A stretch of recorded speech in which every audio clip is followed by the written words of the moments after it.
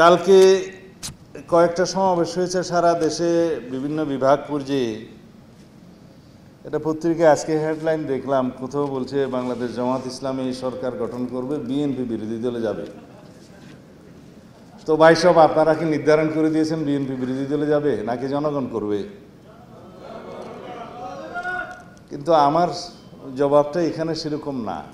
আমার জবাব হলো, আপনারা যখন এত বেশি কনফিডেন্ট হলেন, আত্মবিশ্বাসী হলেন যে সরকারি দল হবেন, তাহলে নির্বাচন না আসুন না কেন?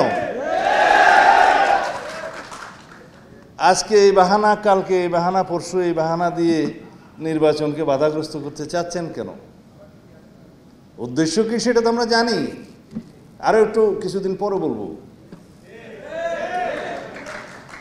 কাদেরকে নিয়ে আপনারা আন্দোলন করছেন এখন যুগপথের সঙ্গে, সেটা জনগণ দেখছে। তাদের মধ্যে একটি দল আছে, আমি নাম নিলে তো আবার অসুবিধা। 2024 সালের 7ই জানুয়ারি আমিডামি নির্বাচনে অংশগ্রহণ করেছিল। মার্কাটা বলতে পারি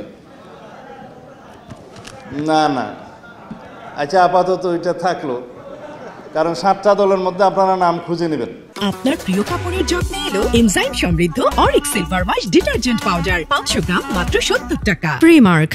তারা যদি যুগপথের সঙ্গে হলে নিষ্পাপ হয়, তাহলে বাকি যারা 28টা দল দামি দামি নির্বাচনে আওয়ামী লীগের সঙ্গে হয়েছিল, তারা কি মহাপাপী? মানে আপনাদের সাথে সঙ্গে হলে যুগপথের, তাদের কোনো পাপ নাই, এই নীতি সঠিক নয়। আর আপনারা কি বাতাসের কথা বললেন, তো যারা 2024 সালের নির্বাচনে তারা অংশগ্রহণ করার সুযোগ হয় নাই, কিন্তু তার আগের সব নির্বাচনে যারা হাত পাকা দিয়ে বাতাস করেছে তারাও সঙ্গী। তাদের সম্পর্কে আমি বললাম বলে আমার উপর মহা আক্রমণ। কিন্তু সবাই এক এক রকমের দাবি নিয়ে আন্দোলনে যেতে পারেন, গণতান্ত্রিক অধিকার আছে।